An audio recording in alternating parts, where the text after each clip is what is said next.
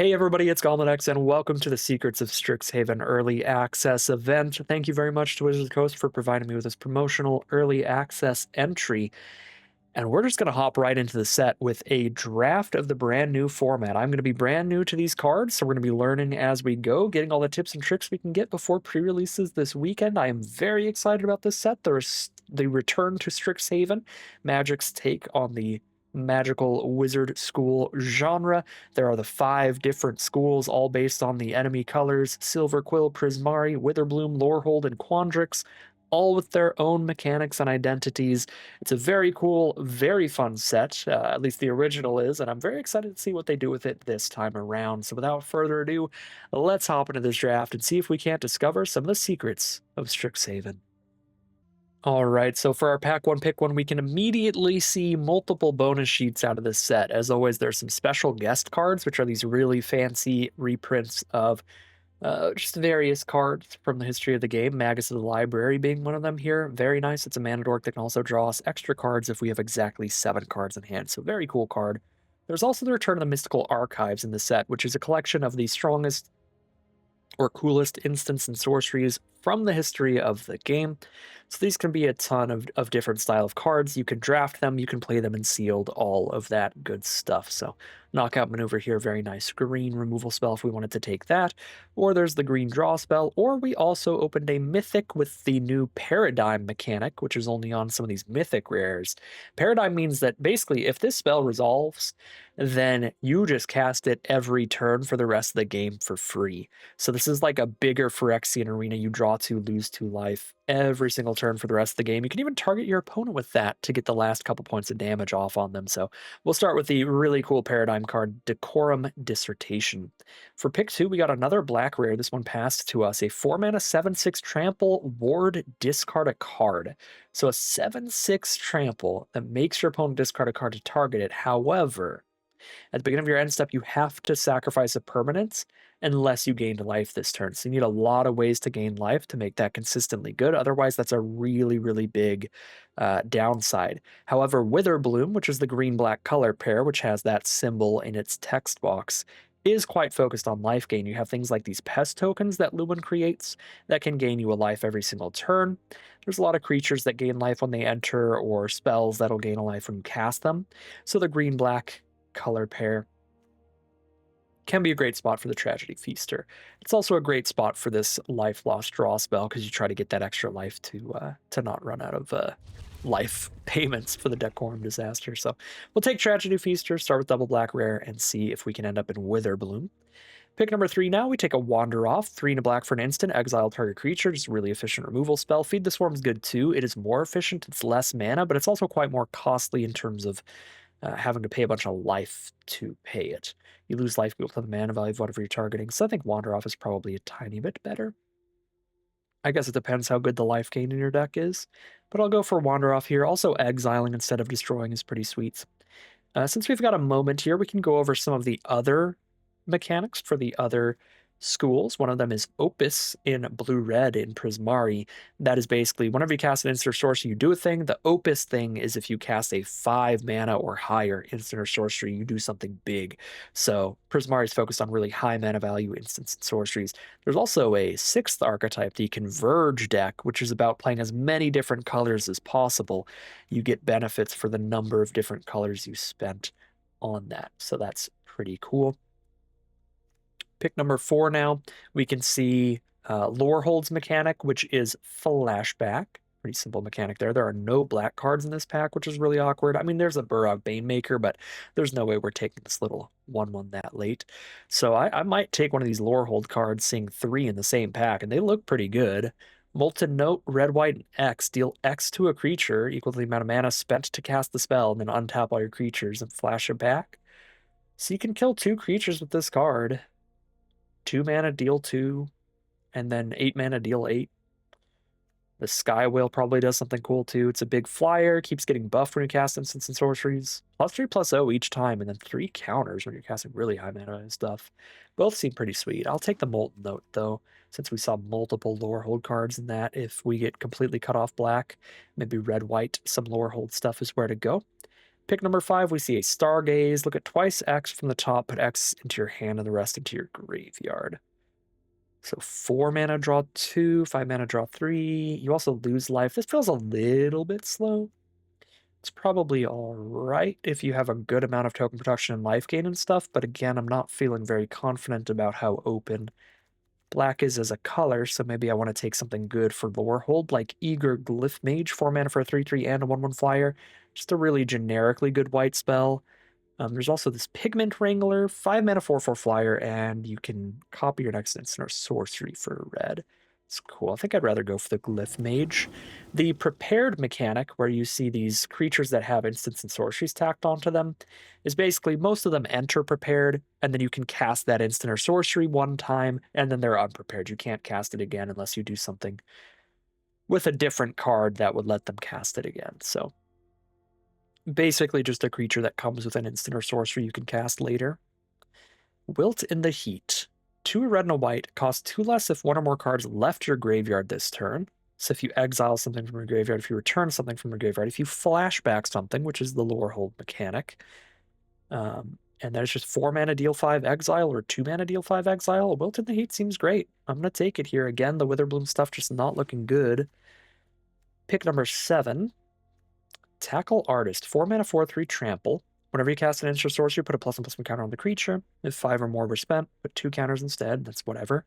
There's the Pigment Wrangler that can copy your next instant or sorcery. Probably perfectly fine with like these Lorehold removal spells. We could take a Pigment Wrangler. If we take a black spell here, we're taking something quite mediocre. The green spell here looks kind of fun though, if we wanted to try to be green-black. Every time you're casting an instant or sorcery, your big trampler is going to be buffing up equal to its mana value. Pick number 8. No green and no black. I mean, there's black-white, but no mono black.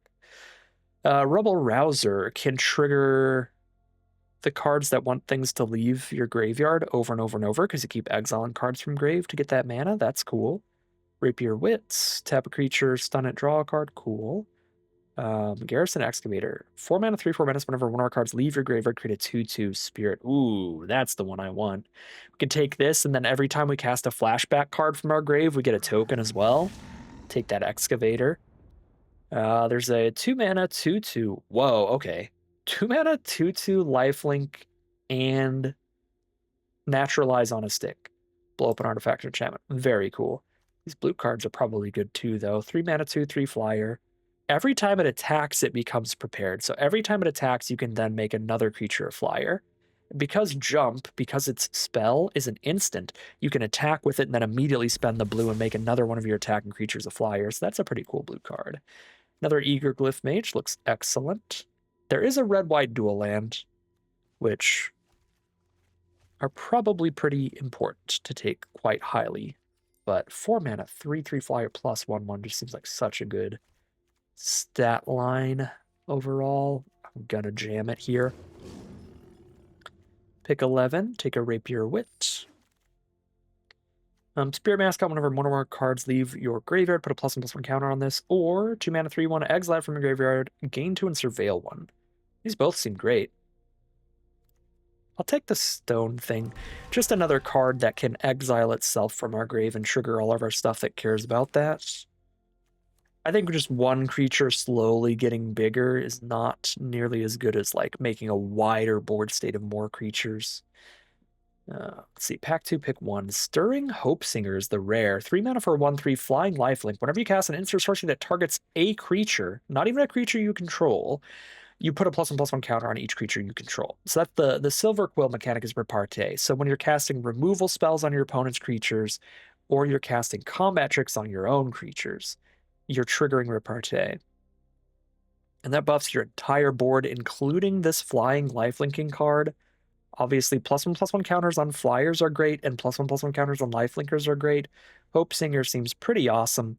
We're probably trying to repartee with a bunch of burn spells, like our Molten Note and our Wilt in the Heat. It's a pretty good pack. Looks like we could get something quite decent to come back as well. Here's a really nice dual land. The Sundown Pass. It's one of these slow lands, so later in the game it's always untapped. There's Ink-Shape Demonstrator, 4 mana, 3/4 ward 2. When you cast something that targets creature, this creature gets plus +1 lifelink. Okay, that seems okay. Burst Lightning, a very flexible removal spell. Sweet stuff from the Mystical Archives there. There's also Tablet of Discovery. Mill a card, you can play it from your graveyard, which would count as it leaving the graveyard, and it's a mana rock. Very cool. Colossus the Blood Age, 6 mana, 6/6, deal 3 to an opponent, you gain 3. When it dies, discard a number of cards and draw that many +1. Weird. No direct synergies with anything, but pretty good. Tome Blast is your flashback burn spell to trigger all that other stuff. Seems like a really good pack. I'm actually going to go Burst Lightning here, though, and just go for that raw efficiency on that removal. Pick number 3, Dig Site Inventory is really good with Repartee. You can target one of your creatures twice with this card because of the flashback, and then again, having the flashback is really big with Garrison Excavator style cards triggering whenever something leaves your graveyard. So Dig Site Inventory is pretty interesting. The Rubble Rouser is also pretty interesting because you can make a card leave your graveyard every turn. Ping your opponent over and over.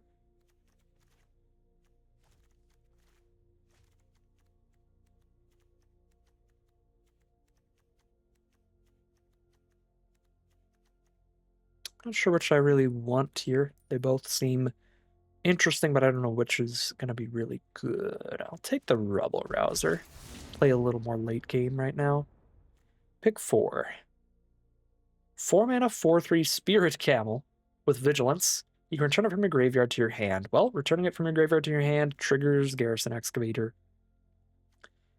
There's also 5 mana, 3/4 flyer. When it enters, put a +1/+1 counter on another creature control. At the beginning of a combat, exile a card from your graveyard. Or from a graveyard. Which can trigger the stuff if you're exiling one from yours. This is a lot of mana, but picking up an instant or sorcery from your grave is decent value. Plus, again, triggers Garrison Excavator, so that's cool. Borrowed Knowledge just seems really bad. Super, super finicky. I'll just take the camel thing. Cool card. Pick number 5. Hop to it. 3 mana, 3/1/1s. I don't mind that. Over Dig Site Inventory or Seize the Spoils. Just get some tokens. Terramorphic Expanse as well. Get some fixing. I'll just get some idiots. I need some more 2 and 3 mana cards, some cheap creatures. Antiquities on the Loose. 3 mana to make 2 2/2s. If this was cast from anywhere other than your hand, put +1 counter on each spirit control. I'm surprised this went this late. 3 mana for 2 2/2s is already a really good deal. Don't even need to flashback it, and then when you do, it's 6 mana for 2 3/3s. At worst, that's if you have no other spirits on the board. Yeah, no, that's awesome. 4 creatures off the 1 spell. There's a Startled Relic Sloth 2. Beginning of combat, you're trying to exile a card from a graveyard, and it's a big trample lifelinker. It's another really good looking one. Monstrous Rage is an excellent combat trick. I really need more cheap creatures, though. I have nothing at 1 or 2 mana, so I might have to take this goblin thing. Just a 2 mana 2/2 that gets me a treasure at some point. Just to have cheap creatures to play. A flyer that gets some extra damage in. Flashback draw spell. There's some really reasonable cards here, but I really want to find some cheap creatures. Ooh, there we go. This has got to be good, right? It's on color. It's a prepare creature. It's like the legend. 2 mana, 2/3. When 1 or more cards leave your graveyard, it becomes prepared. And then you mill a card, put 2 counters on a creature, and give it trample. Okay, sure. Just keep spamming that. We'll take a Kirill here over a Tome Blast. The fact that this Tome Blast went this late means maybe we can get the other one that we saw, like pick 2. This is 2 mana for a 2/2 Spirit. Whenever you attack, if a card left your graveyard this turn, that creature gets +2/+0. So just a 2 mana 2/2 that gets a little bit of extra damage in each turn. Again, I'm still looking for 2 mana creatures, so perfect. I'll slap that in here too. Take it over Glyph Mage or the 5 mana removal spell. Here's a 6 mana finisher. I don't even know how I feel about this card. This doesn't, I don't know, it just doesn't, like, just not having any synergy is kind of weird. I'm not that high on removal. I could take a Johnny's Response too. I'll take this big doofus and we'll see how good he ends up playing. Another big doofus. I'll take that over the finicky draw spell. Drawing equal to the number of cards in your hand or your opponent's hand. Okay. Pack number 3, what do we get? Dual Tactics, clear out some 1 toughness cards or shut off some blocks, and very importantly, it has that flashback ability. This is probably better than Bulk Up, which is just a combat trick that has a very expensive flashback. So that might be the pick. The other options, Elite Interceptor. Oh, wait, no, this might be it. 1 mana, 1/2. But then on turn 2, you get to tap your opponent's creature, draw a card. Yeah, you go up a card there. You can trigger Repartee as well. That's very good value. Kind of a Thraben Inspector-like card, but they could stop you from Thraben Inspectoring. They just kill it. I'll take Elite Interceptor.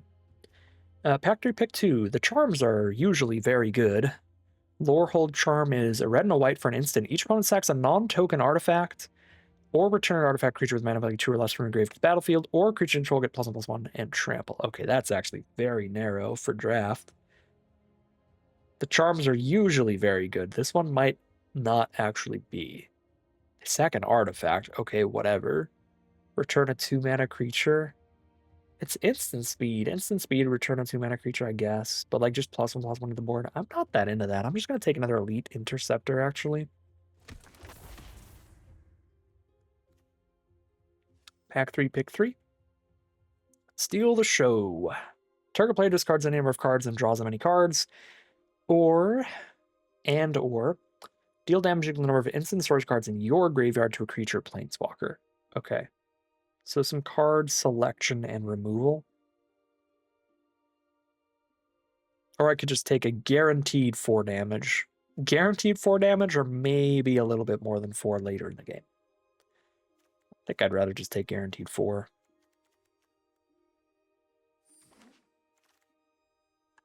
Pick number 4. There's that Spirit Mascot.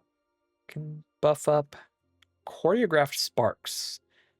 Can't be copied. Copy an instant source you control, choose new targets, or copy a creature you control, sack it at the end of turn. That's pretty cute. Quite narrow, but very cute. If I untap on like turn 4 or something, I go Burst Lightning, copy my creature jam. Pretty cute. Strife Scholar seems nice. Big mana sink in the late game. There's a lot of cool stuff here. I'm just going to take Spirit Mascot. I think that's going to be the most consistently fun. Ooh. We are the Lorehold player, so we get a Hardened Academic. 2 mana for 2/1 flying haste. Discard a card, give it lifelink till end of turn whenever 1 more cards leave. Put a +1/+1 counter on target creature you control. Don't mind if I do. Sadly, it's in the same pack as another Garrison Excavator, which would have been a really sweet one too, but it is what it is. Take the rare flyer, for sure. Return the favor. There are a million ways to copy an instant or sorcery in the set, which is not a super consistent mechanic, but that is certainly interesting.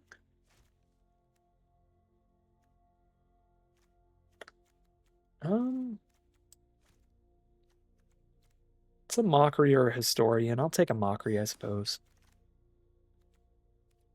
There's a Tome Blast. A flashback card would be pretty big here. I've got enough 2-mana cards now. I took a lot of 1 and 2-mana cards recently. So we're doing good there. Even though I do think the Acolyte looks quite solid. I'll take a Tome Blast on this one. Get a flashbacker. Pick 8. Monstrous Rage is an excellent combat trick. Wilt in the Heat is an excellent removal spell. I'd rather have Wilt than Response. So Rage or Response.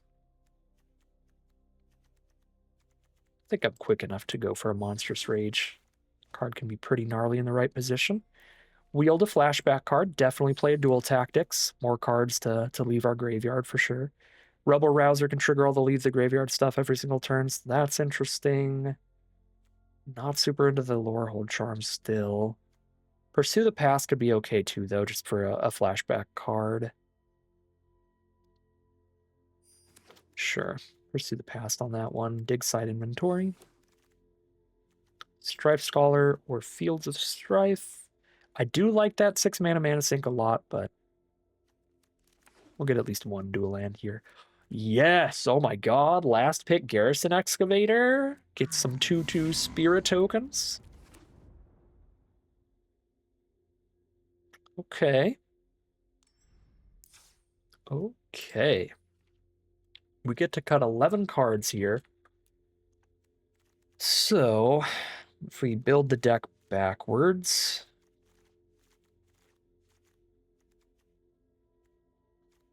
just cut everything and then put the cards in one by one. I think I want to start by putting all the flashback cards in to trigger our stuff. That happens whenever a card leaves our grave. So double dig site inventory can trigger that. Stone Docent can trigger the cards that care about things leaving the grave. Antiquities on the Loose can trigger that. Summoned Dromedary can trigger that. Dust Speaker can trigger that. Dual Tactics can trigger that. Tome Blast can trigger that. Rubble Rouser can trigger that. And then the 2 Garrison Excavators are the big payoffs for that happening. The Academic cares as well. The Keyroll cares as well. The Pursue the Past for Flashback can trigger that. The Molten Note with Flashback can trigger that. This is a lot of synergy pieces. Putting all of those in together to start us off. And then we just need 8 more cards. What is our curve looking like right now?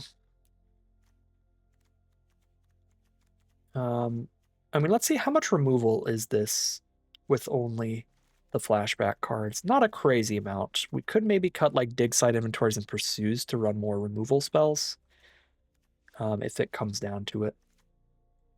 So I'll keep that in mind. But I think these creatures for sure are getting run. There's 1, 2, 3, 4, 5, 6, 7, 8. So I can still play like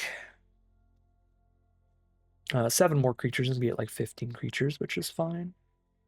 So let's put in some of those best creatures now. Our mana curve looks pretty decent. We mainly want more 1, 2, 3 mana stuff, though. We've got 3 4 mana cards already. Okay, here's our creatures. I think these elite interceptors are just very good deals, so I'm going to run those as our 1-drops. At 3 mana, definitely a Hope Singer, just for being a super powerful card that plays really well with those interceptors and some of our flashback cards, too. Spirit Mascot can get bigger as we're doing our flashback nonsense, but this really does seem like kind of the weakest payoff for cards leaving your graveyard every turn. I don't mind running one big flyer alongside that Dust Speaker, run that Pigment Wrangler. 2 1-mana creatures, 4 2-mana creatures, 3 3-mana creatures, 3 4-mana creatures, and 2 5-mana creatures. So maybe a little bit more at like 2. This is 14 creatures. It's 13 and our sorcery that makes some. We'll play the Shattered Acolyte then. Sure, I'll play the Glassrite as well. This is now 16 creatures when you count Antiquities on the Loose. We can add some non-creature stuff.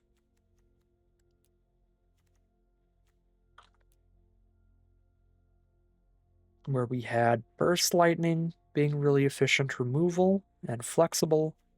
Oh, Living History is another creature. Play Living History for a 2-mana 2/2 on curve. That gives us some extra damage when we're having things leave our graveyard. We'll play that, and then we're on 17 creatures.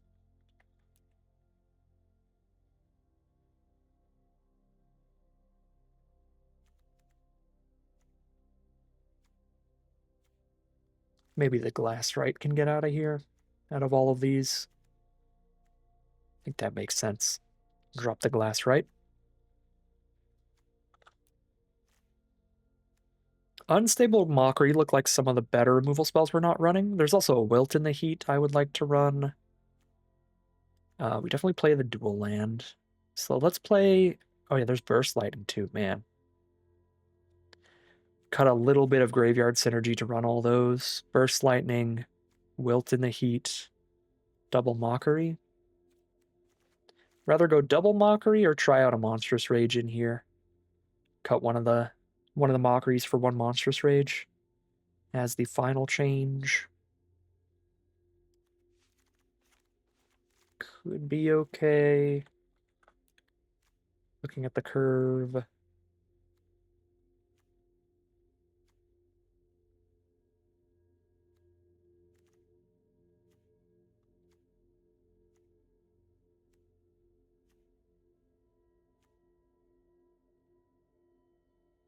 think I'm really good at accruing like long game value though, rather than going for like a quick kill out of nowhere sort of thing. I might just want the second removal spell. Second being like fourth or fifth or something at this point, but you know what I mean. The second unstable Mockery.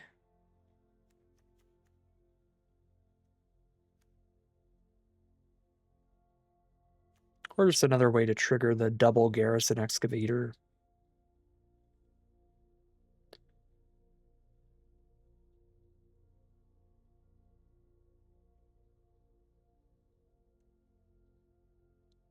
Play another Mockery. Early on in the format, I like to run a lot of removal before we know for sure how bomby things are, because in the Play Booster era, most sets have tons of must-be-killed threats that you just automatically lose if you don't ping them out of there quickly with something like Unstable Mockery. So we'll just run as much removal as we can in this deck, really, and we will call it a deck here. Nice little Lorehold flashback, cards leaving our graveyard synergy pile. Pretty fun way to start things out. Hopefully it plays out as solidly as it looks, but we'll find out soon enough as we hop into the gameplay. All right, here we are on the draw for game number 1. This is an awkward hand mana-wise, having only white mana in it, but we have the Rejoinder sorcery to draw a card to look for that red source, but we've already got the mountain as our first draw of the game. Very lucky. Stone Docent is their first play. I could just draw my card immediately to make sure even if they kill this, I go up a card, but I think I'd rather curve out. And get this creature ready to attack next turn, so the next turn I can go Burst Lightning plus Rejoinder.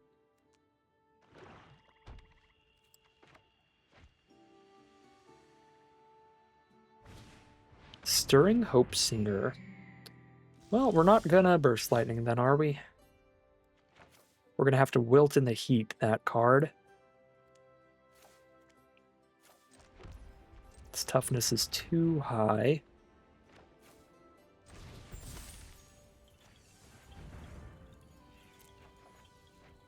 Unstable Mockery could kill it too. Hold up a Burst Lightning to blow up the Docent if they put some counters on it.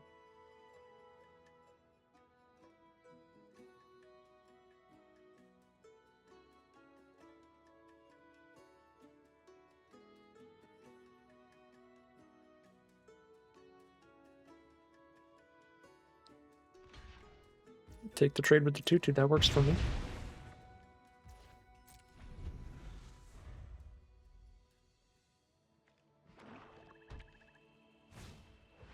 Honor-Bound Page. 3/3 first strike.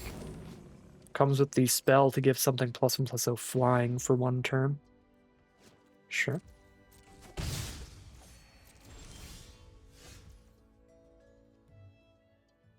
I don't have anything to do for my one leftover mana here if I cast Unsubtle Mockery, not Unstable. If I cast Unsubtle Mockery, not doing anything with the extra mana, whereas with Wilt in the Heat, I'm exiling this, so even though they're in black, they could not bring it back from the grave ever. I think I'm just going to exile that thing. Really. For all of the mana.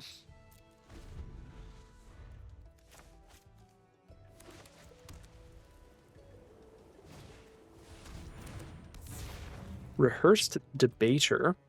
3/3 Vigilance. Whenever they cast an instant sorcery that targets a creature, that creature gets +1/+1. The Debater gets +1/+1. It's a Rubble Rouser that can trigger an Excavator every single turn. I definitely want to play Rubble Rouser or Dust Speaker. so that the turn that I play my excavator, I immediately get a 2/2 out of it. Wish I had another red source here. I think I'm just going to lead with a dust speaker.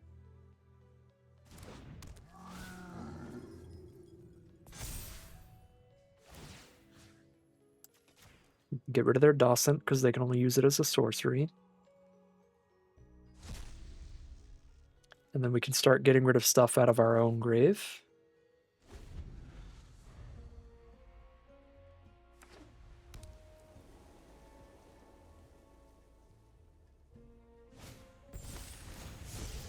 Alright, I'm going to throw flying on the debater. Jam in for 8. This is not good. They have a trick here to try to kill Dust Speaker. I'm at 16. If I take it all, I take 8 anyways, so I just need to make them have the trick here. Turn that trick into a removal spell instead of just a bajillion damage to me. Yep. +1/+0, that's fine. Basically just a removal spell for Dust Speaker. Perfect. That second red is huge, so I can run out the Rebel Rouser and have the Unsettled Mockery here. I don't think I want to discard a card out of these options.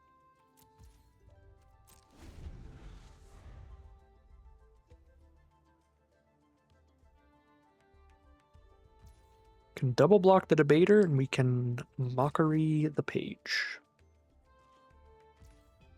They pass through. All right, let's mockery the page because first strike is annoying. Do that in the end step. Land 7. Not necessary. We will mill it.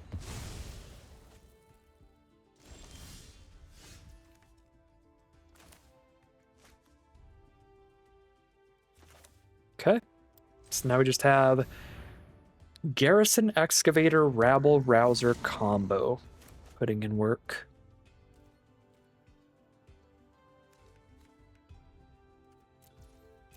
Maybe I should have done it main phase 1 so I could attack with Interceptor as well off of Living History buffing it. At 9 life, so there's a little bit of risk, but probably not that much of a risk. Probably should just start getting aggressive here against just a 3/3 on board. Return each artifact and creature with mana value X from your graveyard to the battlefield. Okay, talk about a bomb and a half. They've only got 1 in their grave, though? Okay. It's not incredible on this board, but it's pretty good. Because just that 1 flying trick is going to have our life total to Forum's favor. It's really scary.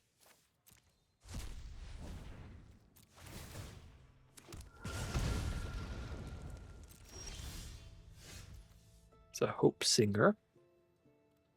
So when I cast a Burst Lightning, we put a counter on our entire board. Oh my god. Let's get aggressive, like I was saying, and just do this main phase.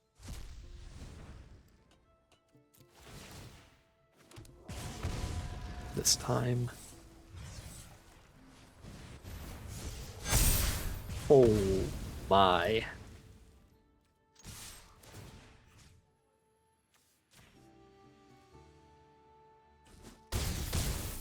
They go to 2 life. We are at 9 here. Our opponent floods out, and that is beautiful. Beautiful stuff from Lorehold. That is 1-0 heading into game 2. All right, here we are on the play for game number 2. Reasonable start. We got a bunch of cheap stuff to cast, which is what you want in your opening hands. Don't need the big finishers. We need the little creatures to start jamming. Let's go for the lifelinker first. We did draw another Hope Singer, which will be really, really good with that Interceptor. If they both stick around. Turn 4 here.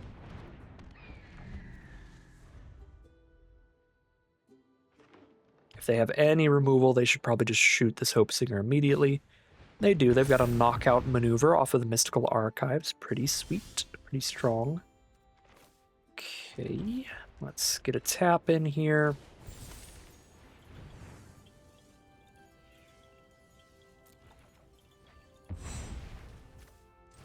Then we have Dust Speaker plus Spirit Mascot comboing to put a counter on the Mascot every turn that we have a card in grave. I've only got one card in grave right now, though. That is a huge roadblock. It's a huge roadblock. 4/4 reach. That will hold me off. I think I'm buffing Spirit Mascot because it'll get a counter on it next turn as well. I forgot this exiles cards from opponent's graveyard. I should have played it pre-combat anyway. I didn't want to exile anything for my own graveyard because I had a Garrison Excavator coming up, but I should have played it to exile a card from their graveyard at least.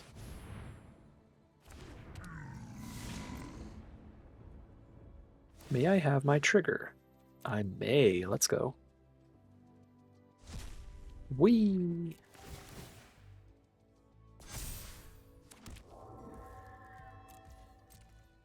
Four reach still doing things here. There's a big draw 3 for our opponent.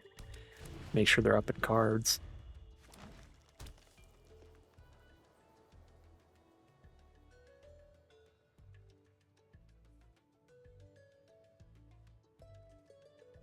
Maybe I should have attacked with like Elite Interceptor there just to put something in my graveyard for next turn.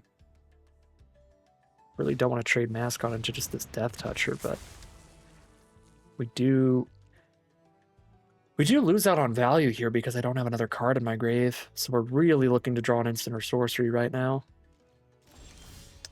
That is a really lucky draw. Really lucky draw.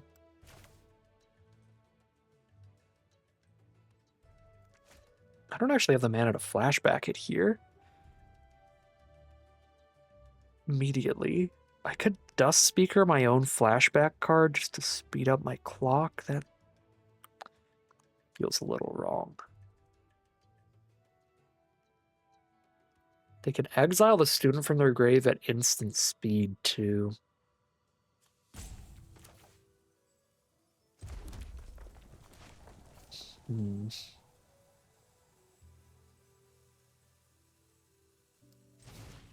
Well, guess they get to do that.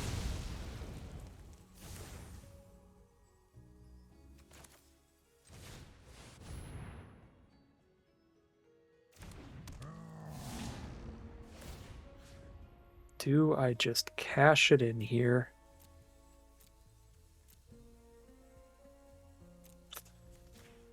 This is kind of crazy, but I'm just going to cash it in. If I try to target their card, then they just exile it from grave anyway. Because I didn't wait to try to like cast it and flashback it in the same turn, that 2 damage isn't going to like kill the Death Toucher or anything. It's like a post-combat kind of event.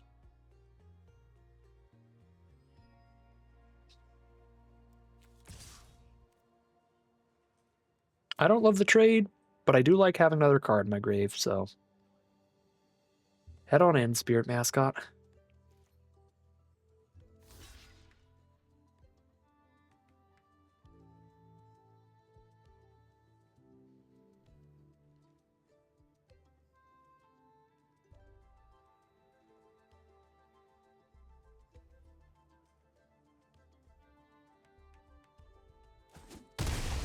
Okay.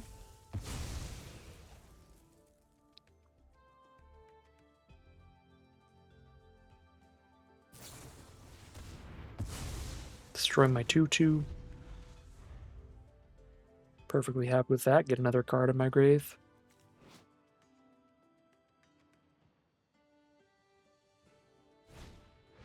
Lewin Exchange Student. They can exile a card from their grave to keep re-preparing this. So they can turn every creature in their grave into a 1/1 pest token, basically. That's very nice. Hardened Academic. Whenever one of our cards leave your grave, put a +1/+1 counter on a target creature you control. Well, we are doing the thing. We're doing quite the thing.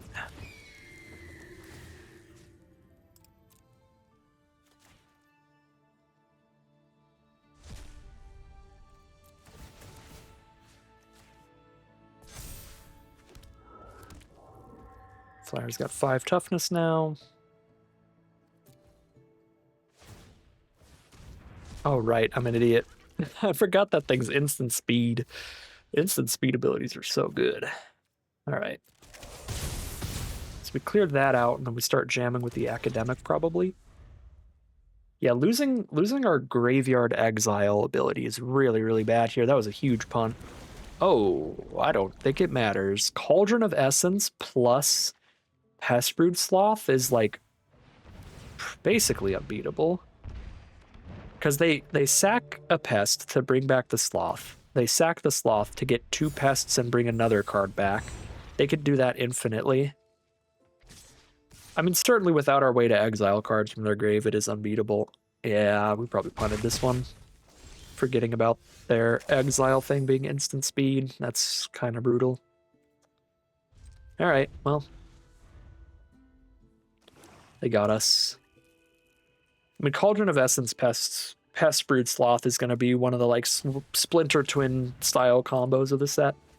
We had the out to get around it with the Dust Speaker too. I just punted it away. Forgot about the Eternal Student. These kind of abilities are really strong, especially when you're new to the set.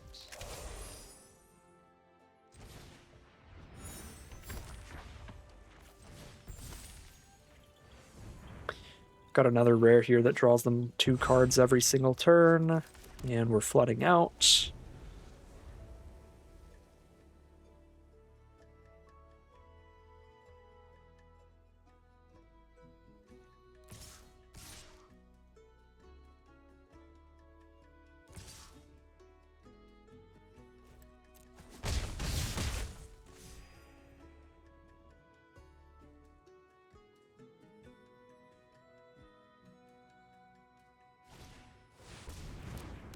Oh.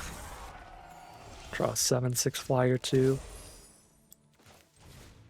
Got a 4/4 flyer. Holds the non-7/6s off. Pest Mascot with 4 pests to gain life is massive. They're just gonna buff the heck out of the Pest Mascot and get a card draw off the Silver Tongue. Yeah, they get a Sign in Blood every time they gain 2 or more life in a turn with that.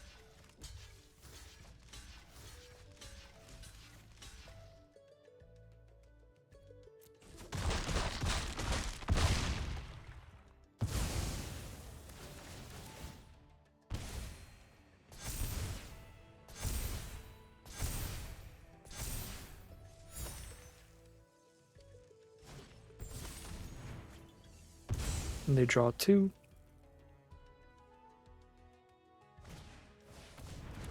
We still see no removal spells from them.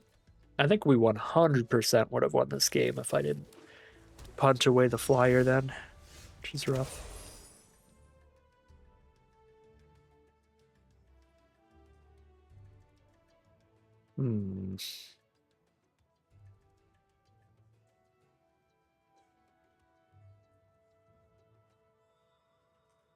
It's not gonna do it. 1, 2, 3, 4, 5, 6 spent to cast this. Does the copy deal 6 or does the copy deal nothing? Because I didn't technically cast it.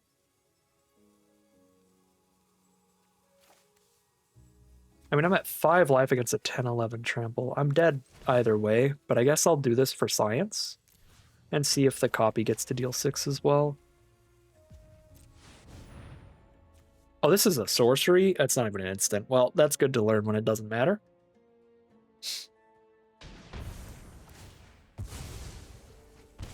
Yeah, we super die either way. All right. Big punt game there, throwing the flyer away. That last turn Molten Note punt didn't matter at all, so very good to learn that in a game where it doesn't matter. You have to play the sorcery first. I'm used to the fork effects being like Lutri. You put your spell in the stack and then you respawn by copying it. This is a really awkward version. You have to play the sorcery first and then play your spell that comes with a copy at that point. I much prefer the Lutri style of things. That is what I'm used to, so that was a really easy mistake to make. And then also the getting the flyers back, that being instant speed, completely crushed us. If it weren't for that, they drew no more removal spells the whole game, so we could have shut off the Cauldron by having their graveyard just permanently empty. And then we would just keep getting more spirits until it was enough to kill them, so rough stuff. Just pre-release punts. Never read these cards before. And that is how it's going to be sometimes. That is 1-1 heading into game 3. All right, here we are for game 3. Just kind of sitting on our butt here, defending ourselves with dual tactics and unsubtle mockery. Until we get to the Garrison Excavator, then we hope to flash back and get some 2/2s. Drawn nothing but lands so far off of our top decks. It's a deduce for our opponent from the Mystical Archive. And the Topiary Lecturer. Keeps getting bigger with the increment and adds mana equal to its power, so that can get a lot of mana. Let's mockery that and mill the Bajillionth land. We do not want to draw that. Here's a Kyril. Whenever one of our cards leave your graveyard, it becomes prepared. You can mill and get counters out. Okay, play the Excavator first. Then I do have the mana to play Kyril and Dual Tactics, but I can't flash back the Dual Tactics unless I hit another red.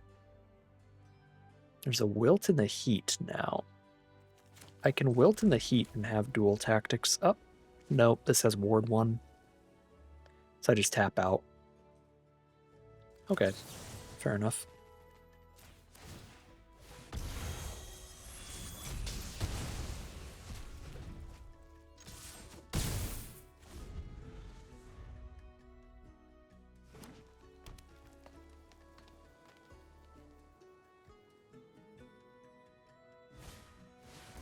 Pterodactyl. 3 toughness is too high for Dual Tactics. Ooh. Ooh, ooh, ooh. 1, 2, 3. Hope Singer. 1, 2. Kyril. 1 mana. You can't block this turn and my board gets bigger. I can flash back. You can't block this turn. My board gets bigger again. Really strong.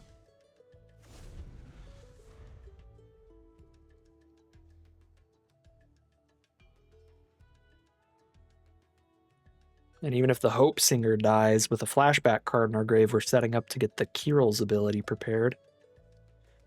To mill a couple card. Well, mill a card, get a couple counters.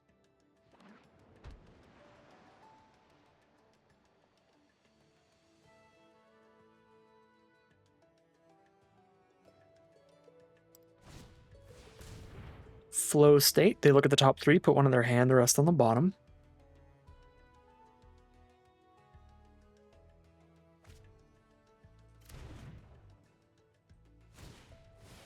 Another Topiary Lecturer. They pass the turn. There's Antiquities on the loose, which is going to be a really good one to flashback. Oh, I should play it first. Okay, they're conceding anyway. Should play it first. There's more creatures to put counters onto, and then Dual Tactics and get the counters on everybody. But that was really gnarly stuff from the deck. We are 2-1 heading into game number 4. All right, here we are on the play for game number 4. Start with an Elite Interceptor.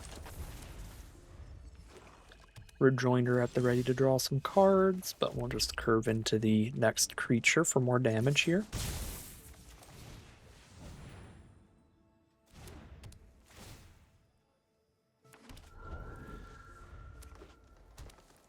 Black-green from our opponent. Witherbloom. Hardened Academic is the draw. That's got haste, so come on out.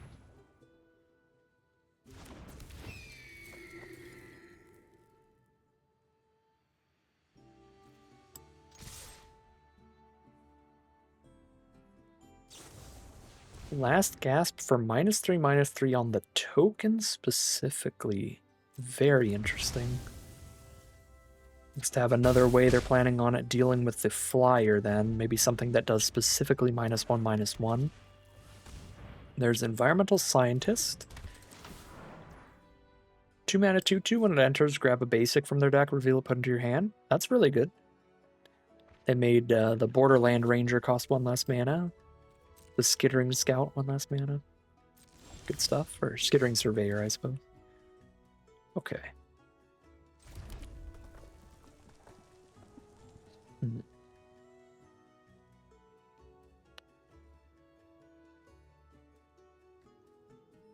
Really need to kill this scientist. I can just poke in the sky.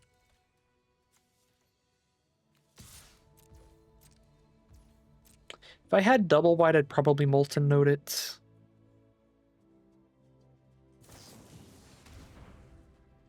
Oh, they do have the -1/-1 thing. Fair enough. I can untap my creature.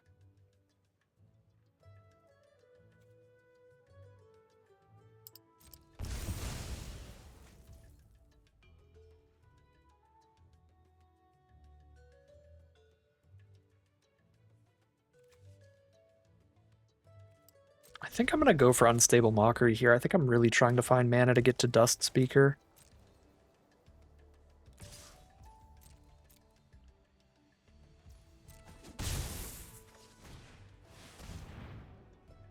You didn't gain life, did you? Oh, I guess it doesn't matter. I wasn't paying attention, but I'm going to shoot that. That's a really good mill. Get a flashback card and look for the next land. That is not the next land. Alright. Give me a land, give me a plains, please. Mountain is less exciting, but it is the 4th land.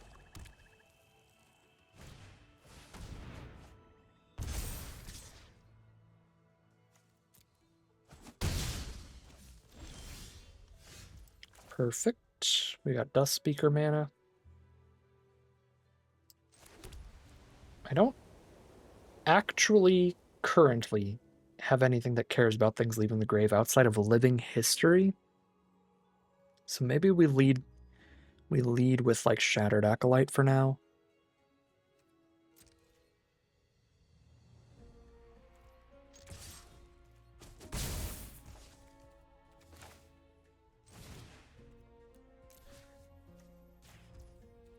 May I kill that? I may. Alright, Shattered Acolyte it is then.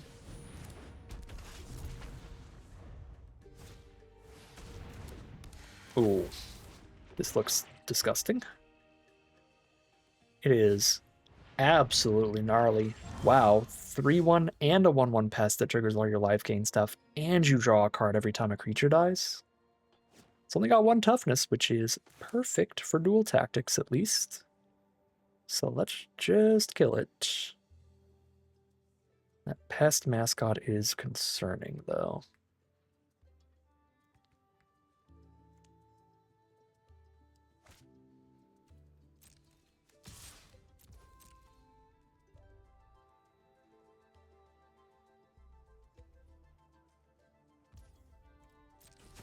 Okay, I was seeing if I could kill pest mascot there too. That would have been nice.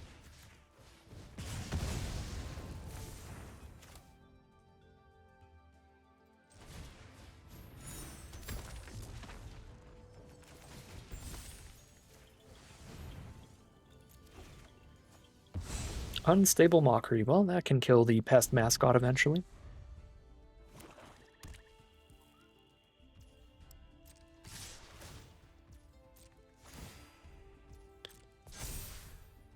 Hello, my friends. Let's gain some life.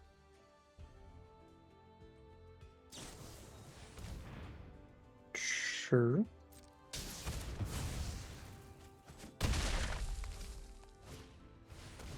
Pest Brood Sloth. Wish I could exile that instead of giving them tokens here.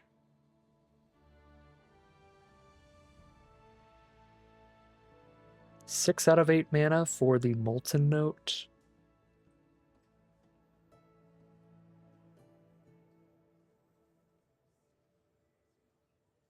That Sloth is an issue. I still think I have to kill Pest Mascot first, because it's a Trampler that's attacking as a 4-power Trampler immediately.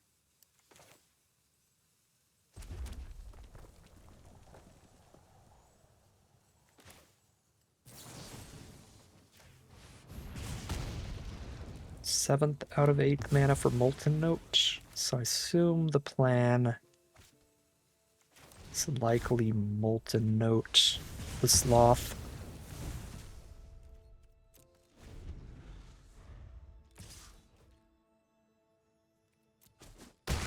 Go to 9. Now 1 mana away.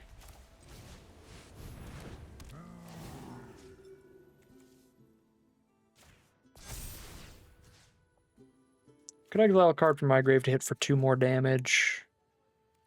I think I'd rather keep them. Let's just get rid of their scariest grave card. Probably Pest Mascot. Educator's scary, the Scholar's scary. They have a lot of scary cards in their grave. So I like the Scholar first.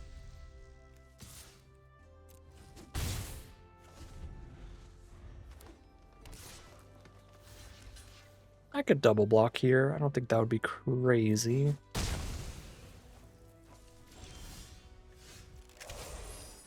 Pigment Wrangler. We'll make sure to use this correctly this time. If I just take the hit on the crackback to hit them really hard right now. Hit for 7.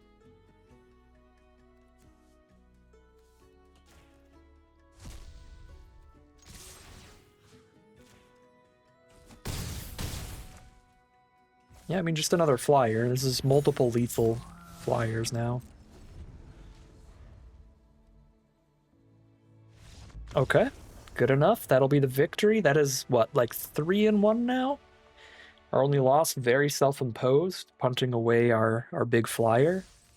So this deck has been great. It was definitely capable of being 4-0 right now, but 3-1 is the actual record.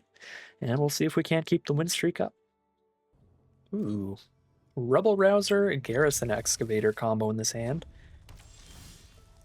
We have to find some spells to put into our grave, though. Because, like, if I have these both on the board, but nothing in my graveyard, it doesn't really matter. That's probably an absolute nightmare for me. Sonar Unfinished Genius. Tap to create a treasure token if you've cast an instant or sorcery this turn. And for 5 mana, search your library for an instant or sorcery, reveal it, put it into your hand, then shuffle. Okay, that's really good. And then 3 mana, 3/3 haste that can discard a card, draw a card every turn. Really nice uncommons to start them off. Pretty premium curve. 4 toughness is rough too. That is high toughness. Tome Blast is not going to do anything about that. Maybe to the point of doing some digging here.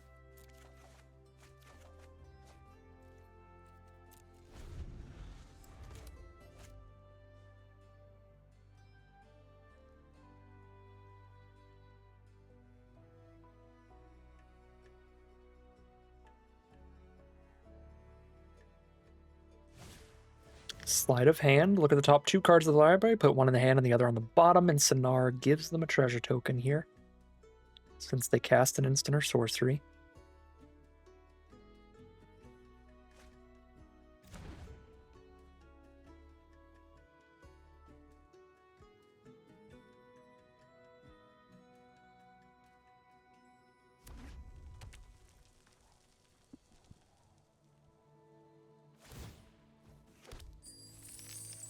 Get a treasure. Tome Blast my 2/2. Rough. Tome Blast seems a lot better against us than it is against them.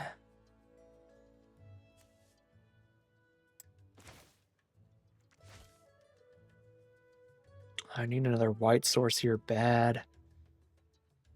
Could play Academic and Wilton the Heat if I had another white.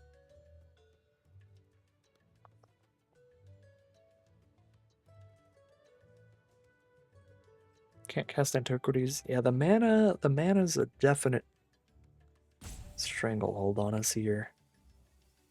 Can only do one thing, and if I do a 4-mana thing, I'm getting rid of my flashback card and my ability to get mana later. I guess I'm just poking with an academic here. This is not what we want to be doing right now.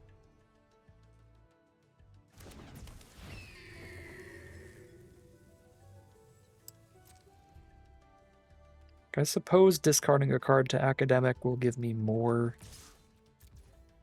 cards engraved for the Rebel Rouser in the future, but I'm just going down in cards badly. Doing that.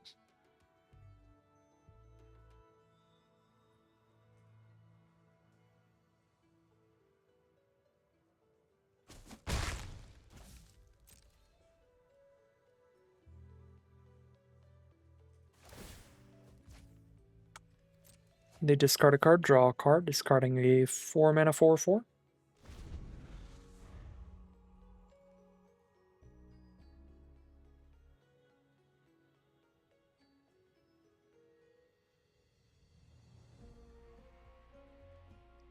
What is the particularly rough part about academic being the only thing that we can cast without exiling a card from our grave is that now they can just Tome Blast it and get their double value off the flashback. They're 2 for 1. Discard a card, draw a card, discarding a big old Reach Haster. Their hand must be incredible because they are discarding some chunkers.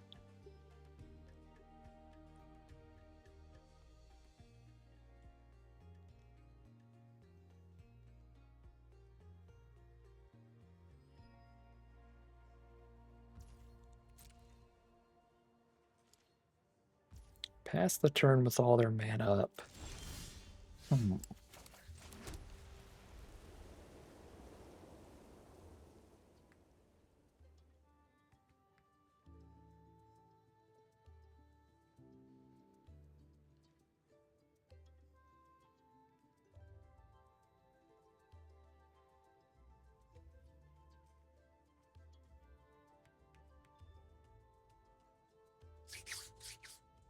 I would need triple white to go Antiquities plus Wilt, but technically I can Wilt for only 2 mana. It's just I don't have enough white mana to do anything else. If I play Wilt, I could just cast an Excavator, exile this Tome Blast, and get a 2/2.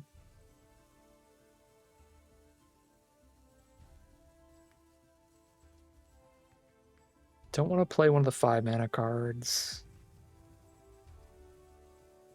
Think. We'll see if we can get the Excavator down here.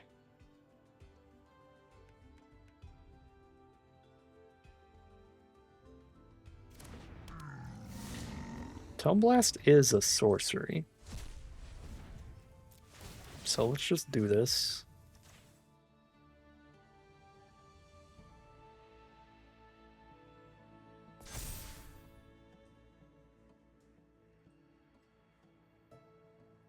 Hit for 5 because Living History triggers as well. I guess 6 because there's a Rouser ping too. 5 mana, deal 5 to a creature. Look at the top 2 per 1 to hand. There's a lot of really sick stuff in Prismari. And there's sick stuff in every color pair.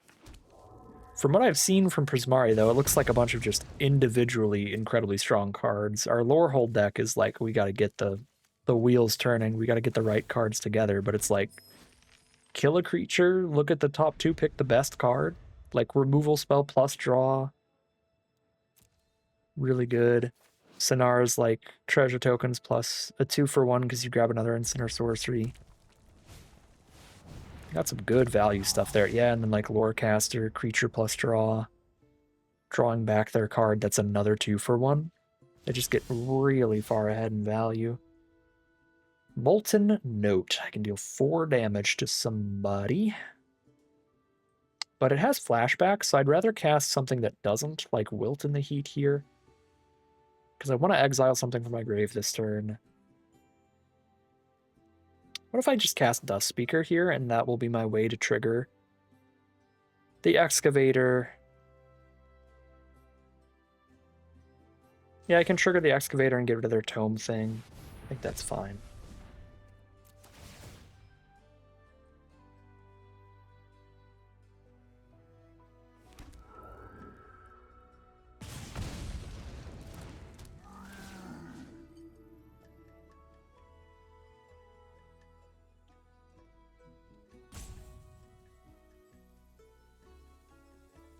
They're just going to kill excavator. I don't think I'm putting the +1/+1 counter there, but if I put it on a spirit, they're also just going to block and kill that spirit. Because the spirit's attacking as a 4/2 without the counter. Do I chunk up the rouser? Maybe I chunk up the rouser. It's weird, but 4 power and like a 4/2 and a 5/3 are like the same thing on this board. And then excavator, even if it has 5 toughness, is just going to die.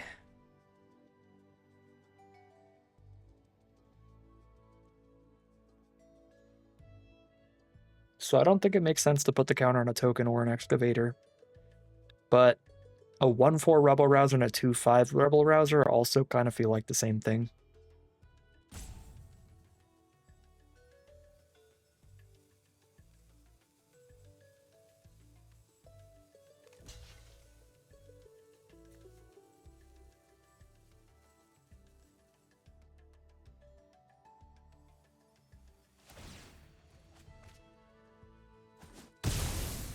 Okay. Trade a token up into that 3/3. I am assuming they're killing excavator here. We'll find out soon enough. They've got a bajillion mana for whatever they wish to do.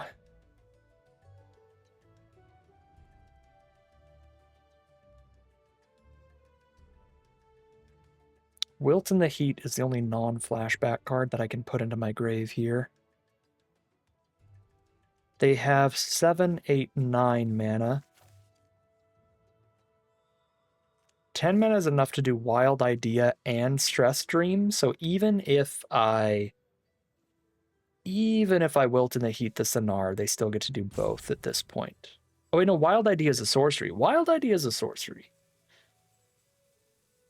In that case, I might Wilt Sonar over Lorecaster. I think I will.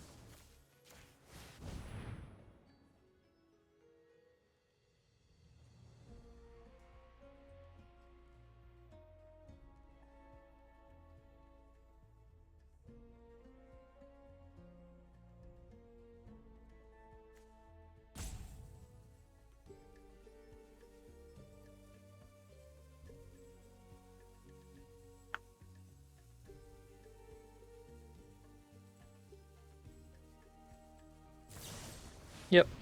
Revenge kill on Excavator.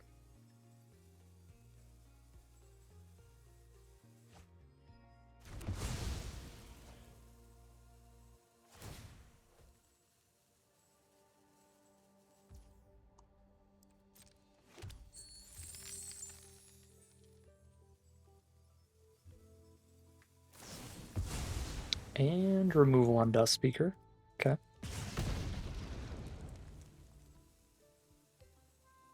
Now I've got multiple things to exile from grave. I can Rouser to get a swing in.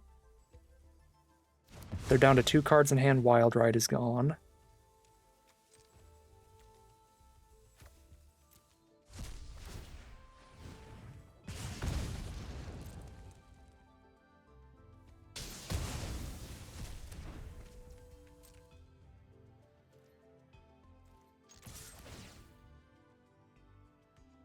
So we've got the card advantage now. We managed to flip that back in our favor. Very good stuff.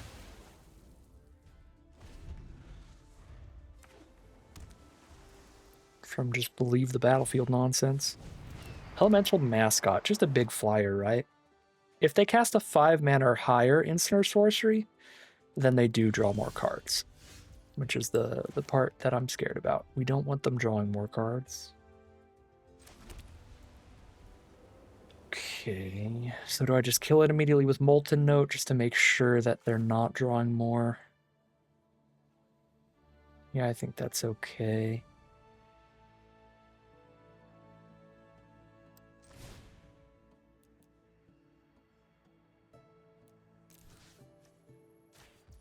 5 damage. I don't really want to Rebel Rouser a card away to play this Acolyte, so I'm just going to tap out what I can. Rather than, again, spending another card to play Acolyte.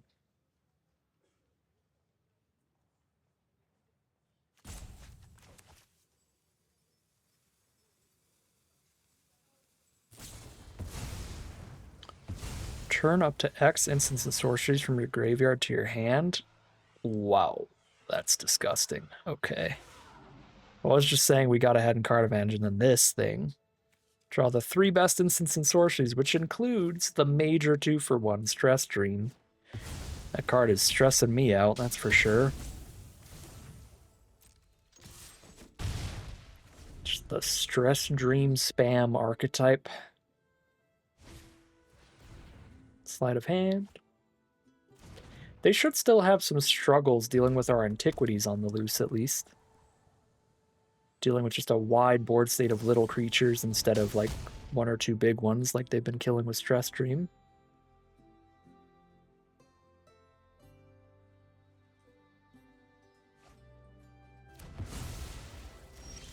Especially if our Pigment Wrangler manages to live. No, they've got the 4 damage thing. Pigment Wrangler will not manage to live.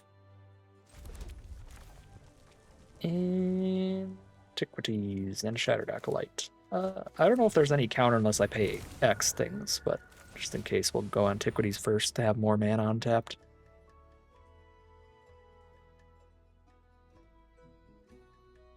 Again, if I play Wrangler, they just shoot it with their 4 damage thing.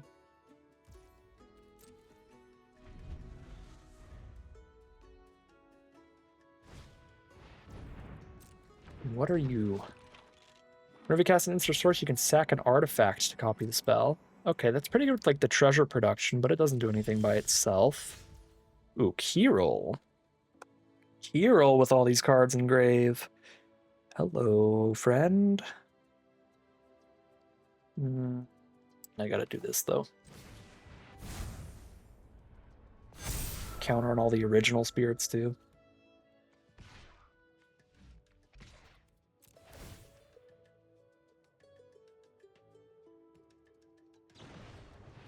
Alright, got the Unstable Mockery out of there.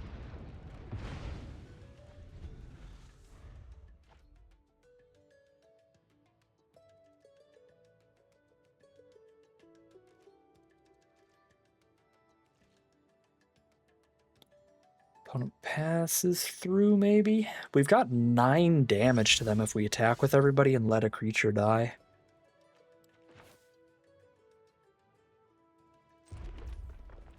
Could be worth the chump attack. Sack a 3/3 to deal 9, basically.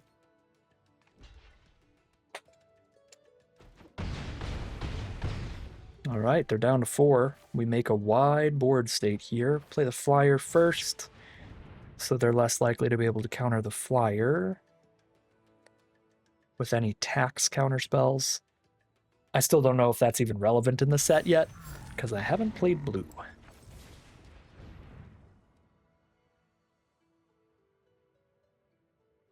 Alright. Find a way to survive my 5 creatures. They go for that Surveil. Millen Island. They do have another Unstable Mockery for the flyer.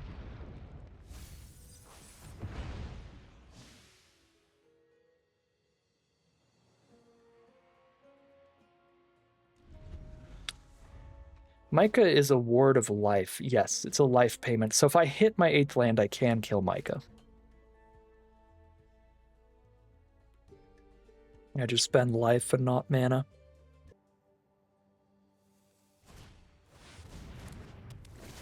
What are you? Cost 3 less to cast if your creatures have total toughness 10 or greater. Draw 2 cards when they enter. That's pretty sick. 5 mana 2/2 draw 2. I mean, 5 mana for a 2/2 is kind of expensive. But draw 2, that's worth it. 5 mana 2/2 draw 2. And if you are like the Quandrix deck, I guess, that has a bunch of +1/+1 counters on the board, that's a really ridiculous rate. with the cost reduction. Matter Bending Mage seems sweet. Any of these like bounce a creature cards. Interceptor is a decent draw. Not enough to kill them here, especially if they have an instant.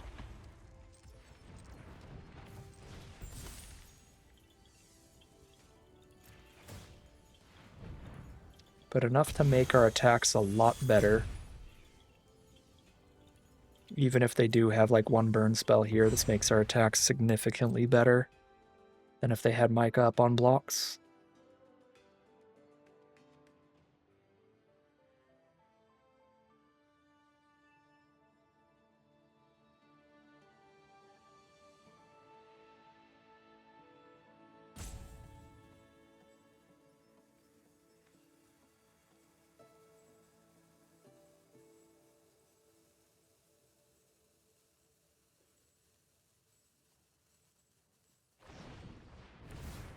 Is this another 2-for-1? Deal 3 to any target and tap another one. Sort of. Sort of.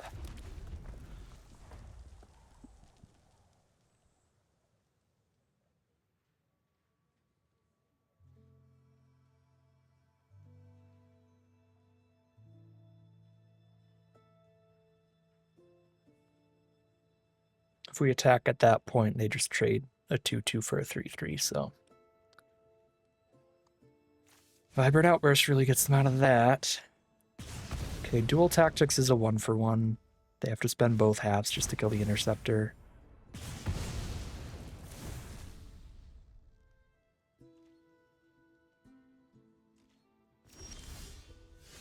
Unstable Mockery is a decent draw, but I think we want to Molten Note here.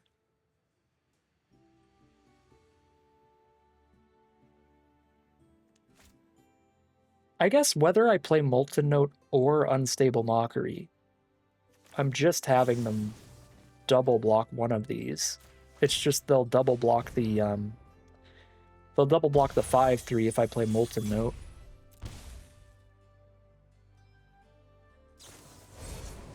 Oh my god. They're drawing so well. Draw land. Please draw land. I mean, at this point, I've spent so much life trying to deal with Micah that they might be able to crack back towards lethal. They did not draw land. They kept whatever their top deck is on top. So it was just instantly good. Oh, it's the big old 5/7 bomb rare. Yay. Well.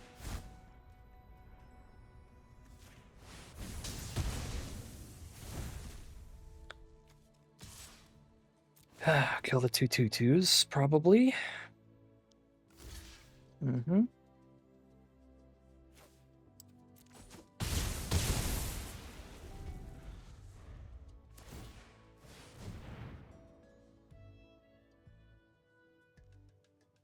Elite Interceptor puts them down to 1.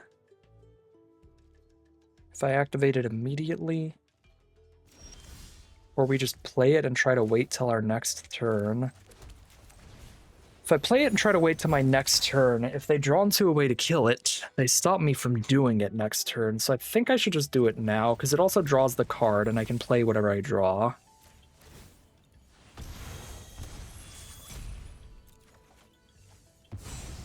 Yeah, I could play a mountain. Alright, put them to 1. Pass.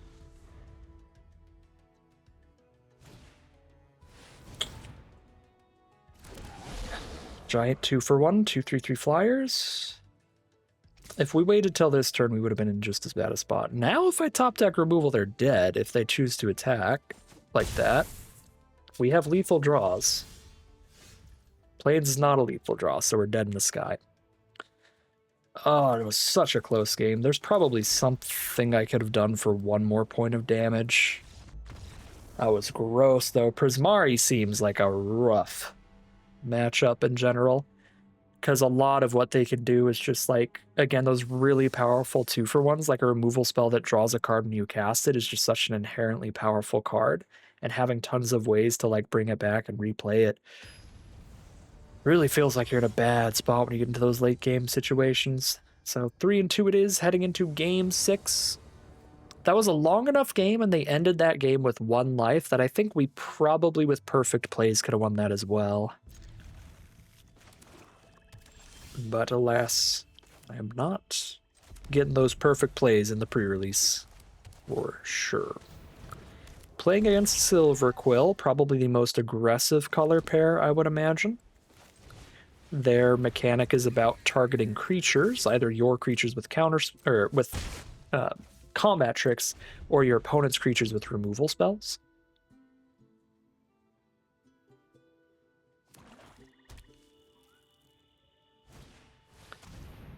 Oh my. 2/3 flyer. Whenever they cast any creature, they can then prepare the sorcery of putting a +1/+1 counter on a creature, which will trigger all of the cards that care about being targeted by stuff. That's a big one. That's a big one. Let's just Molten Note that thing immediately. So that seems very strong.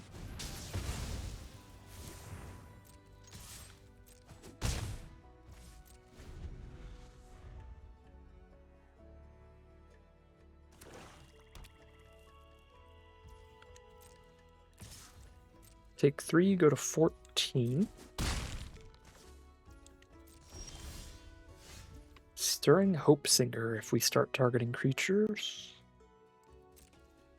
Probably just dies to removal, but might be better to run it out than one of my 2-mana cards at least. Alright, well, we got our removal spell done on the Academic. Do you have one for Hope Singer 2?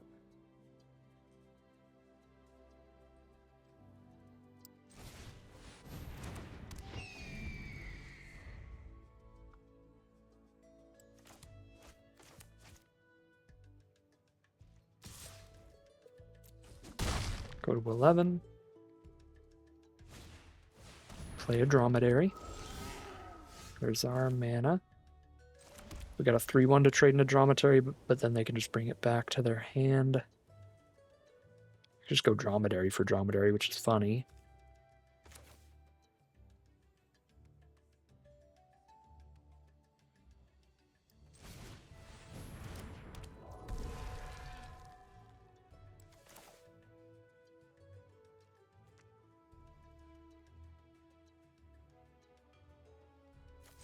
Play a 3/1 and a Spirit Mascot.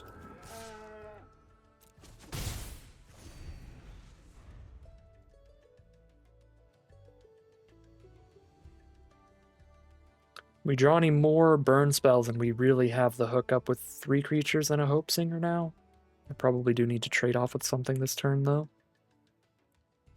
If I can.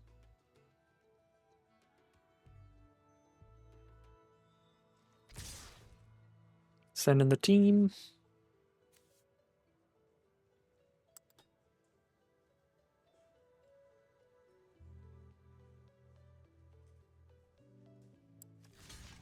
So I'll just go Mascot on Dawson here.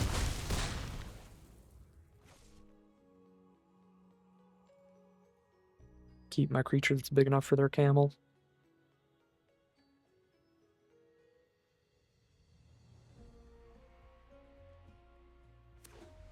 They play their land. They play a big flyer that drains me for 2 life. Ow. Okay, 4 toughness flyers, a big deal.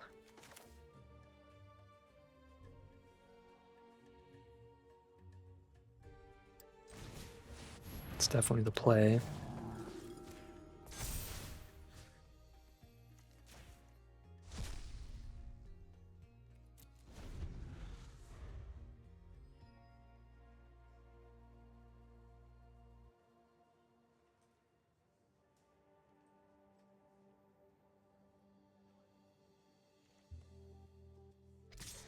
That camel is doing stuff to me that I don't like. Just bring a camel back here.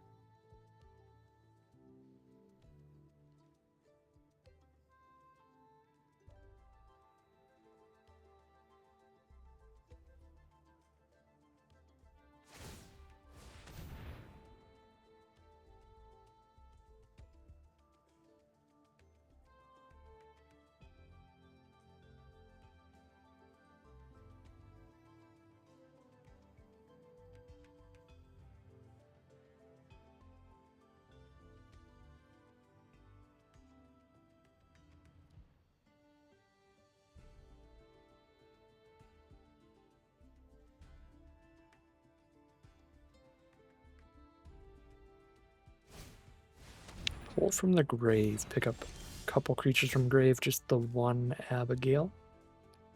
Find a living history.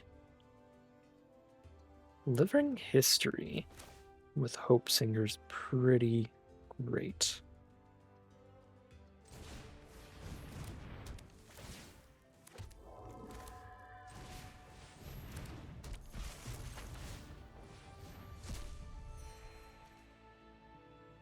I'll keep playing 6 with a Molten Note.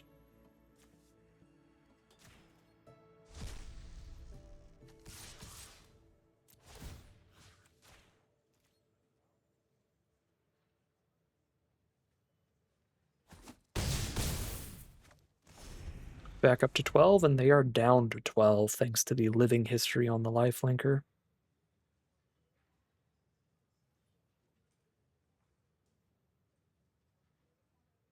Life totals are low enough, and Silverquill's a fast enough deck. I maybe should have still surveilled this land into the grave.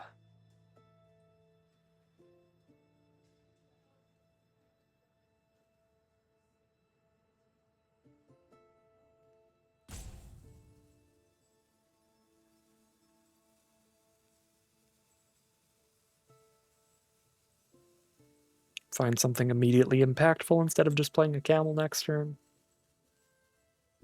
But there are certainly worse draws in our deck than another land. Is the concern. Poisoner's Apprentice. They did not gain life this turn.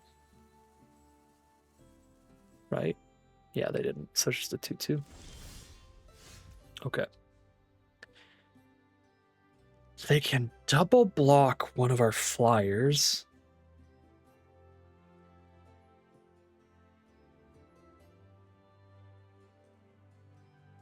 Four power. We get to kill the Abigail if they do.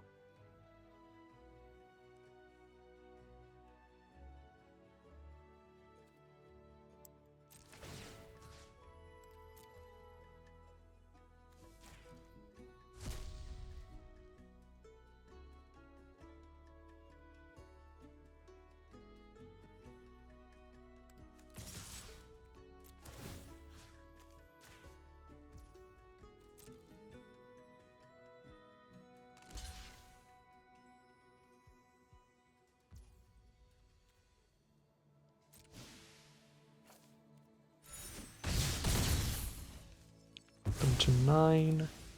Drop a camel.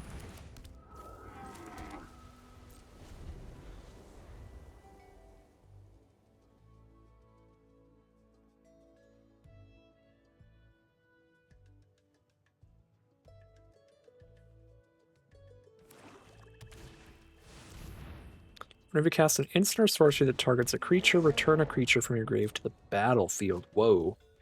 Straight to the battlefield. Elite Interceptor, that's a beautiful draw. Beautiful, beautiful draw.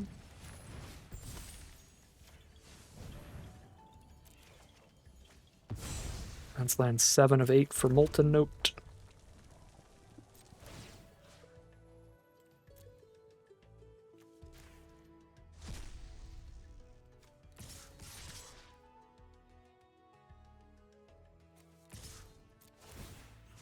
Jam.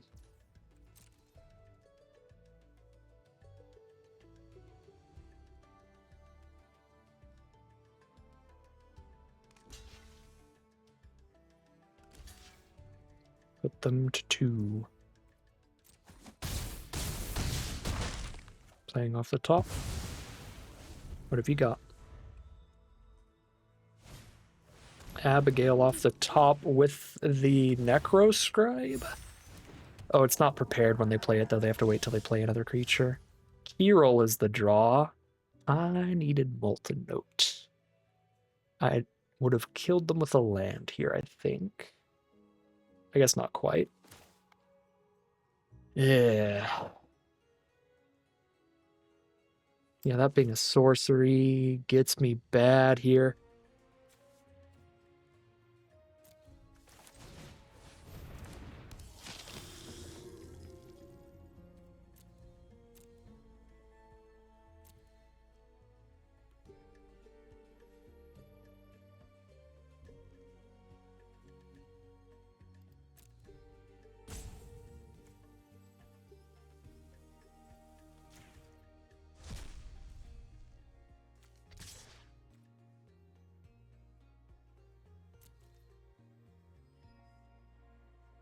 So they have to block this, and then if they kill it, I just bring it back to trigger key roll. Have a prepared key roll is a big deal.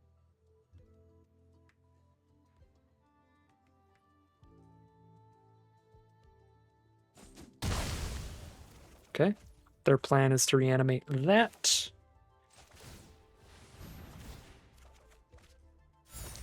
But my plan is to pack a punch. Trample.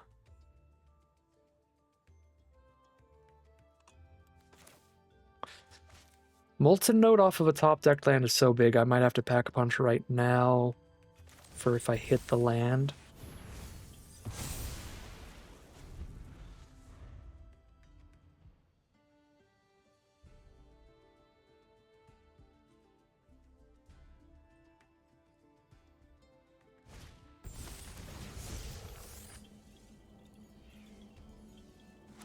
They bring back the Shade Rider, yep.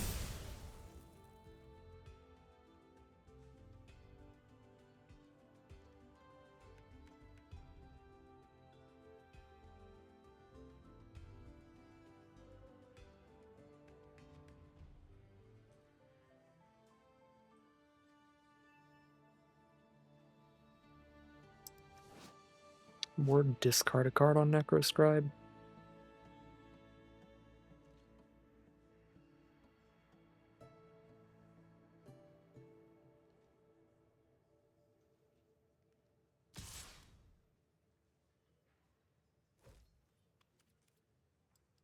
Alright.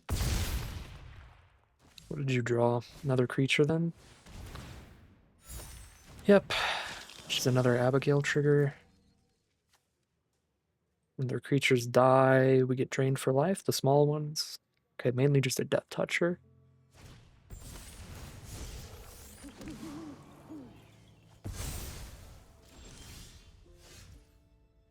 Well, that's fun. That makes things a lot easier. Next game. I was planning to figure out what I wanted to do with Molten Note there, and maybe just Molten Note the Necroscribe and then sit on defense here, because then they can't attack through this stuff. I mean, they could trade Arnon for Kirill, but the Dustspeaker holds the rest off. We deal with the Necroscribe there. Yeah, probably would have ended up having a Molten Note the Necroscribe, which then gives me another key roll preparation for the future. Again, that was the plan, like if we hit a land. Doesn't matter. Top deck of Burst Lightning makes things so much simpler. I'm very confident we could have played that end game out a little bit better. But it all worked out in the end. We are now 4-2, heading into game number 7. Positive record in our first draft of Secrets of Strixhaven, no matter what.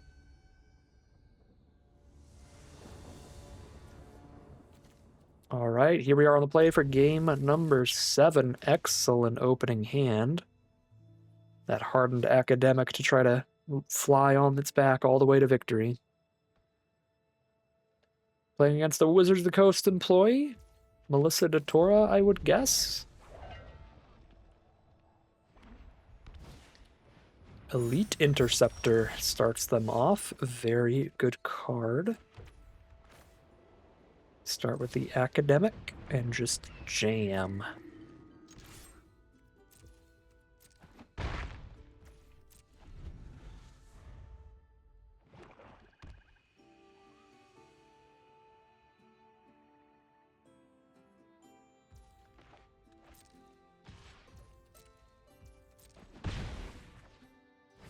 Take 1 damage. She casts Melancholic Poet. Draw Dromedary. I can play a 2/2, or I can shoot one of their creatures. Those are my options. Let's just get a Tome Blast done.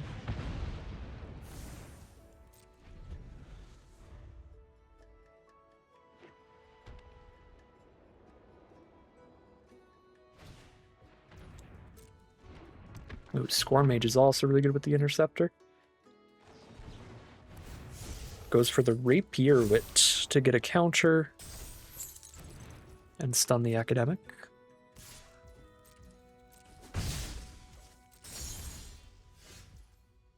If I don't draw any lands this game, I will astronomically lose, and that's currently how it's going. Kept a 2-lander, and we've drawn no more. Pass through. 4th land for Melissa. Group project, get a 2/2, and they can flash it back by tapping 3 untapped. Oh my god, that is an excellent card. 2 mana for 2 2/2s. If you have enough creatures to flashback them, and the first token helps you flashback to get the second one, that is really, really good.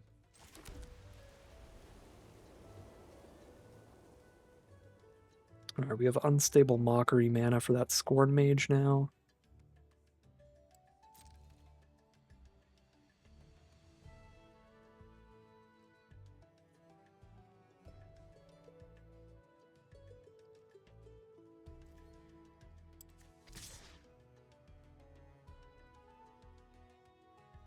I think I'm supposed to hold my 2/2 up on blocks.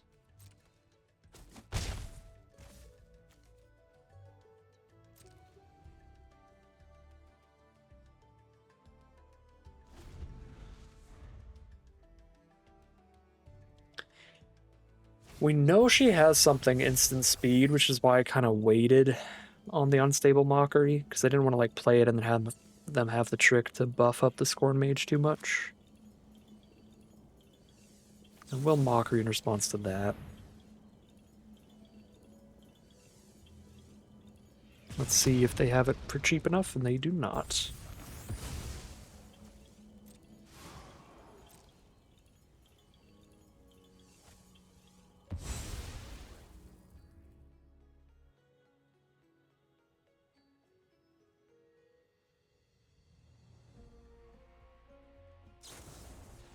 Locust Spray for -1/-1. Oof.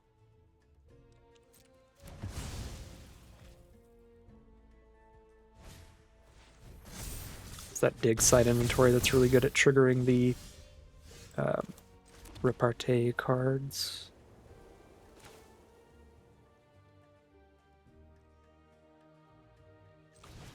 Alright, full defense mode. Excavator, hope that it sticks around long enough to give me some blockers quickly. It immediately dies. Awesome.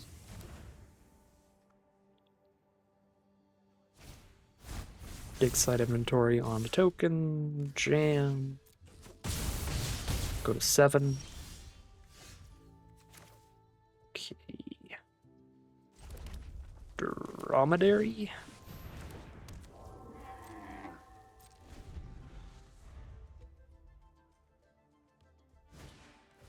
Graduation Day. Whenever you cast an instant story, the target's creature, put a +1/+1 counter on a creature. And the Bajillionth removal spell puts me to 1. Just a gnarly, fast deck over there. Another Garrison Excavator is absolutely not enough. At 1 life, I can put a Dromedary back in hand and wilt one of the 2 creatures, but there's no way to not take at least 1 damage. Gross. Just Silver Quill being too fast, as it tends to do. Or as it did back in the original Strixhaven as well. That's death.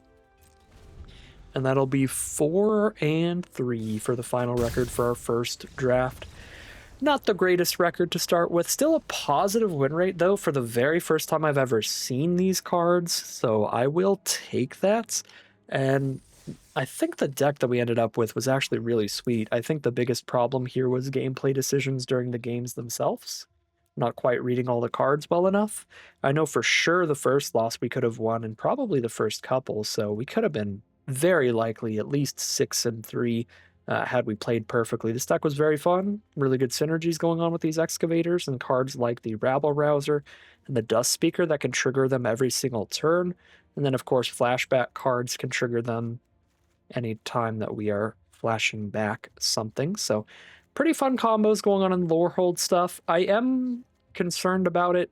It feels quite similar to how it was in the original Strixhaven, where a lot of the other A lot of the other guilds, a lot of the other schools of Strixhaven, I feel like have more just generically powerful 2-for-1 style cards that don't need synergy to be going in their favor.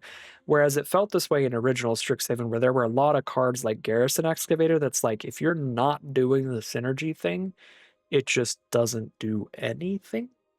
But when you are doing the synergy thing, it's incredible. Similarly to like Hero here, where it's like if you're not doing the leave the graveyard thing, this card isn't doing anything.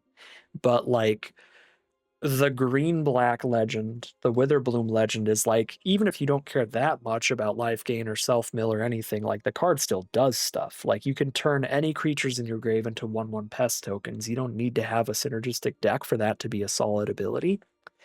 And then same with like the blue-red one. Like whenever you're casting an instant or sorcery, you're getting a treasure. And like no matter how you're playing the game out, if you make it to 5 mana, you draw a card off of the spell.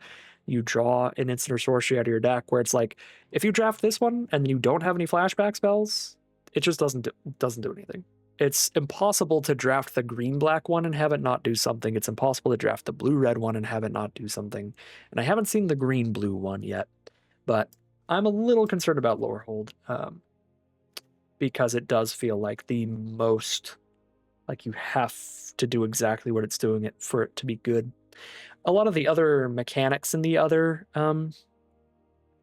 schools are just generically powerful as well.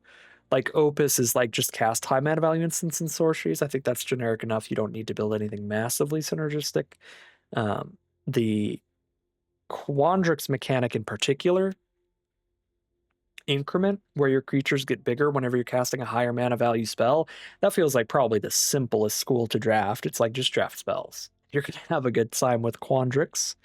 And then Silver Quill, pretty self-explanatory. There's a lot of value you can gain from being super synergistic, but I also feel like just drafting a low curve black-white deck is going to be pretty simple. You don't need the craziest synergy for that school to pop off, but Lorehold, I think, is going to suffer on that front. Witherbloom as well. Witherbloom does feel like you really need to be doing the thing. You need to have cards that are triggering every time you gain life and cards that are gaining you life over and over. But it seems like they gave them a good chunk of that. That's easy enough to get going. So we'll see. It's very early to tell. I don't know. Maybe I'm too worried about it, but definitely in original Strixhaven, Lorehold had a big issue with these kinds of like, whenever a card leaves your graveyard cards just not panning out well enough. They were just too inconsistent.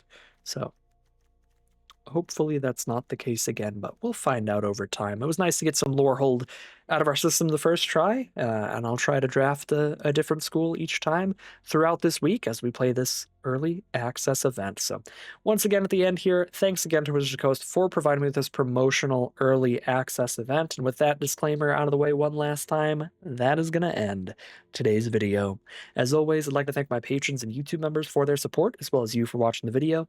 If you enjoyed it and you're interested in seeing some more, you can always like, comment, and subscribe to tell the YouTube algorithm, send me some more in your recommended feed. If you'd like to support the channel directly, you can check out the Patreon link in the description below. And other than that, as always, thank you very much for watching, and I'll see you again soon for some more Magic Arena.